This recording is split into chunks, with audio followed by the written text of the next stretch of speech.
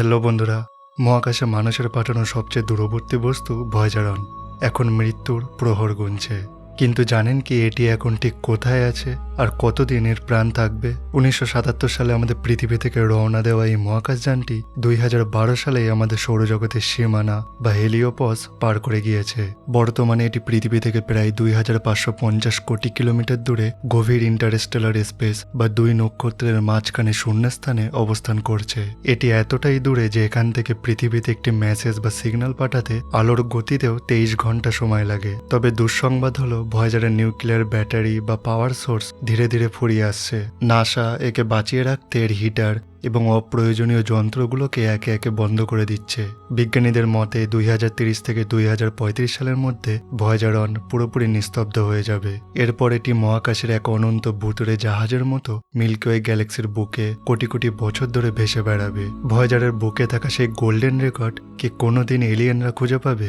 আপনার মতামত কমেন্টে জানান এবং মহাকাশের এমনই রোমাঞ্চকর তথ্য জানতে আমাদের চ্যানেলটি সাবস্ক্রাইব করে ফেলুন।